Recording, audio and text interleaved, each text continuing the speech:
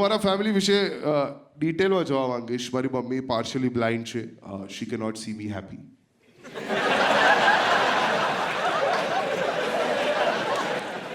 બહુ અન્યાય થયો છે મારા જીવનમાં. I have a pet dog. My wife has 2 pet dogs.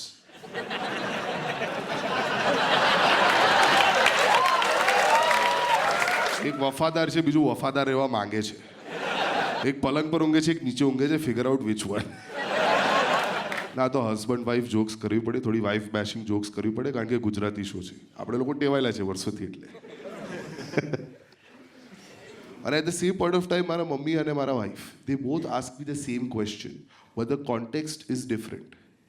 વેનેવર I am stepping out of the house, મારી મમ્મી મને દર વખતે પૂછે, મનન બેટા ક્યાં જાય છે તું? Where are you going? હા બચ્ચું. My wife asked me the same question during doggy style.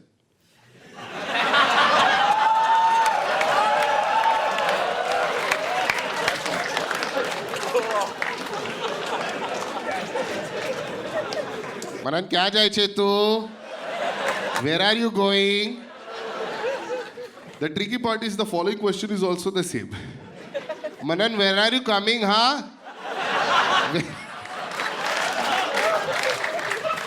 આ તમે ઓન એન એવરેજ જોવા જાઓ ને તો ગુજરાતી હાઉસહોલ્ડમાં 3 વર્ષમાં તમારે રિઝલ્ટ આપી દેવું પડે. કારણ કે આખું ગામ પછી તમને પ્રશ્ન પૂછે ને તમારા ઉપર ડાઉટ કરે. મારા લગ્નને 6 વર્ષ થયા અને જેવા 3 વર્ષ પત્યા ને મારા લગ્ન જીવનને તરત જ આખું ગામ પંચાયત કરવાઈ ગયું. શું થયું બેટા, દાંડિયું ડોલ છે દેખાડતો? હા બસ આ શું, આ જો પ્રોબ્લેમ અહીંયા છે, મસા થયા છે તારે.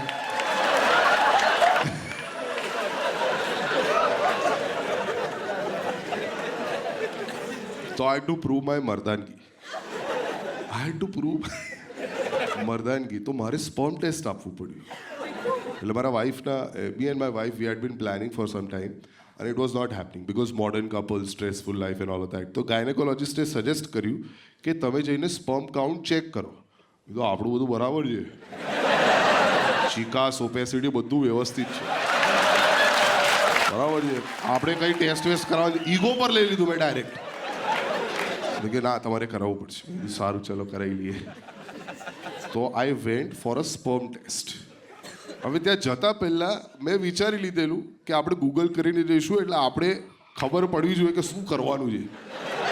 તો ગૂગલ કરેલું, ગૂગલે કીધું બહુ સિમ્પલ છે, તમારે પેથોલોજી લેબમાં જવાનું, રિસેપ્શનિસ્ટને સ્પર્મ આપવાનું અને તરત જ રિસેપ્શનિસ્ટ કહી દેશે 2 સ્પર્મ છે સર.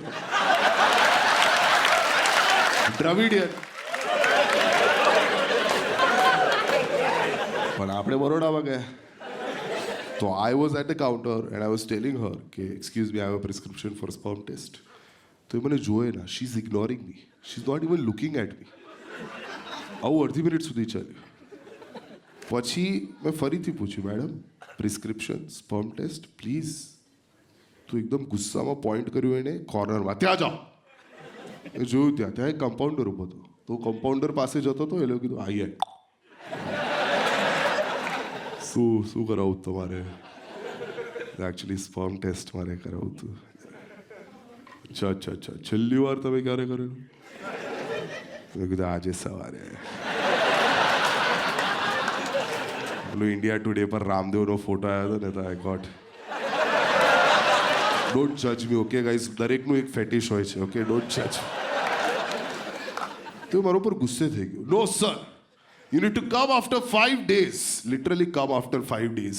અને પછી અંગ્રેજીમાં બોલે, no sir, you need to come after 5 days. So apparently if you have to give sperm for test, your sperms need to be fertile enough and you should not ejaculate for 5 days. તો એને કીધું sir 5 દિવસ પછી આવો. તો હું 2 અઠવાડિયા પછી ગયો.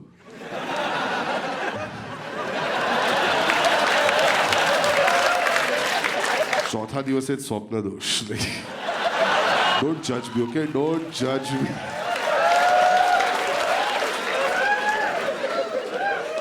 પછી હું ગયો અને 2 અઠવાડિયા પછી મને કન્ટેનર આપ્યું આટલું મોટું. સર આમાં ભરીને લાવો. બધું આટલું બધું ક્યાંથી લઈ આવું? હું તને ઇન્ક્રેડિબલ હલ્ક લાગુ છું, આટલું બધું કઈથી ભરી લાવું? કે ના સર જેટલું આવે એટલું. એ સારું. પછી હજુ એક અઘરો પ્રશ્ન પૂછ્યો, સર અહીંયા કરશો કે ઘરે જઈને? મેં કીધું જો અહીંયા તો ના ફાવે આપણને, અને મારું કલેક્શન કરે છે, એટલે મારે જવું પડશે ઘરે. તો ફરીથી એક ઇન્સ્ટ્રક્શન આવી, સર અડધો કલાકમાં આવી જવાનું રહેશે. મેં કીધું ઘર દૂર છે, અડધો કલાકમાં આ કેવો ચેલેન્જ છે તારો? કે ના સર, અડધો કલાકમાં અગર સ્પર્મ સબમિટ નહીં કરો ને તો સ્પર્મ ઉડી જશે. કીધું પેટ્રોલ છે કે ઉડી જશે, આ શું ચાલે? બટ પછી ફાઇનલી સ્પર્મ ટેસ્ટ થયું અને સ્પર્મ કાઉન્ટ સારા નીકળ્યા and my wife delivered A baby girl last year. એટલે હજુ DNA ટેસ્ટ કરવાનું બાકી છે. બહુ હરામી માણસ છું. ના હોય શું ના હોય. પણ એક નાનકનું ટાબરિયું ઘરે ફરે છે, બહુ જ એક્સાઇટેડલી.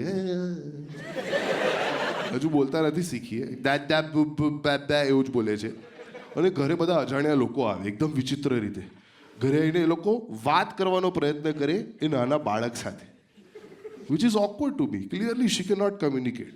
જઈને માસી, હા શું નામ છે તારું બચ્ચું? What is your name? Do you expect the baby to go John Cena? Do you expect the baby to do that? પછી અમુક લોકો કમ્પેરિઝન કરી, યારી આંખ તો મમ્મી પર ગઈ છે, અને કાન તો પપ્પા પર ગયા છે, અને મોઢું તો બાજુવાળો પર ગયું છે. એ રીતે તો આ બધું ગંદુ ગંદુ. પણ recently I was waiting for that moment. મારી દીકરીએ મારી આંખોમાં જોયું. It was a very nice, cute little moment. She was looking right into my eye, and I was looking at her, and she said, "Daddy." I was like, "Oh." એમાં પણ મારી મા વચ્ચે કે એ દાદી બોલી, દાદી દાદી બોલી. જતી રહેજે મમ્મી.